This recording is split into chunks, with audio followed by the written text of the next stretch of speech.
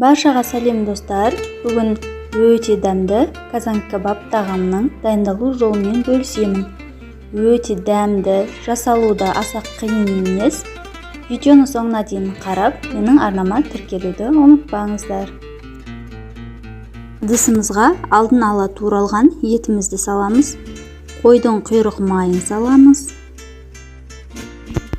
Тұз себелейміз, бұрыш себеміз, 1 шай қасық, қызыл паприка, зира және жақсылап араластырамыз. Етін жауып 2-3 сағат тоңазытқышқа салып қоямыз. Етімізді жақсылап маринадталды, 3 сағаттай тоңазытқышта тұрды. Тұзы, дәмдеуіштерінің бәрі сіңді бойына. Енді осындай таяқшаға 1 ет, 1 май етіп тізіп шығамыз. Барлығын осылай видеодағыдай қайталаймыз.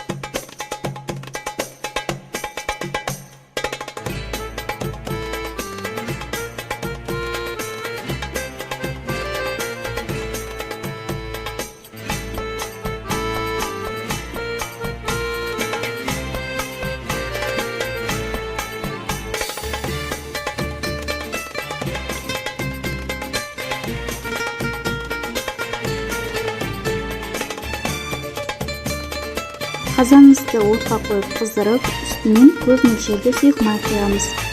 Кішкене картоптарымызды ашып, үстінен паприка 1 шай қасық салып, жақсылап араластырамыз. Май жақсылап қызғаннан кейін картоптарды бір-бірлеп салып отырып, қызарғанша қуырып аламыз. Арасында астынан үстіне қарай аударып, араластырып тұру керек. Қатты қозғап араластыруға болмайды, картоптарымыздың сырты езіліп қалуы мүмкін. Картоп бізде бүтін күйінде пісуі керек.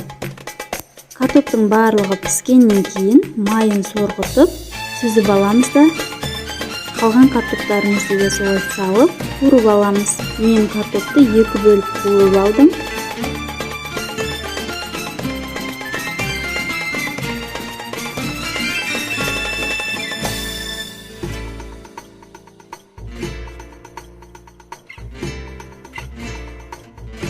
Енді еттерімізді де дәл солай бір-бірлеп сала отырып, астын үстін аударып отырып, қызарғанша қуырып аламыз.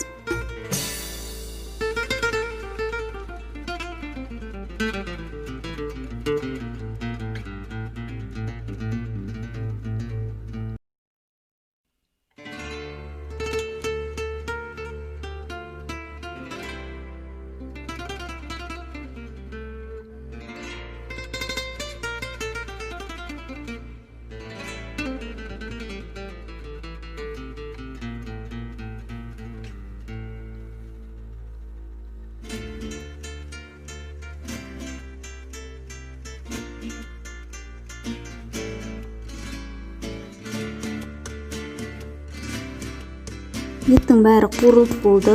Енді қазандағы сұйық майды бөлек бір ыдысқа құйып аламыз. Және түбінен 1 ожау қалатындай ғана май қалдырамыз.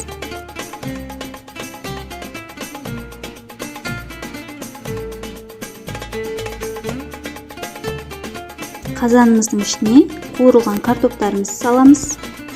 Үстінен қара бұрыш және жарты шай қасық тұз салып себелейміз.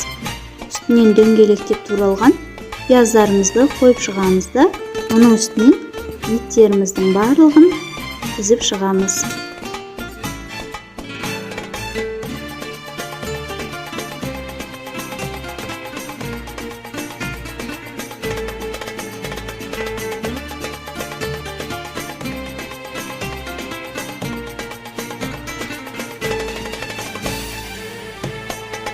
Еттің үстінен 100 мл су құйып, астын баяу оттап 1,5 сағатқа қойып қоямыз.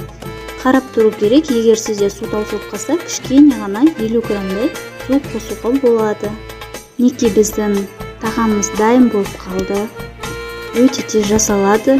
Жасалу жолы қиын емес, дәмі де өте керемет. Сіздер де жасап көріңіздер. Егер менің видео рецептім пайдалы болса, менің арнама тіркеліп, бүлдіршін басуды ұмытпаңыздар.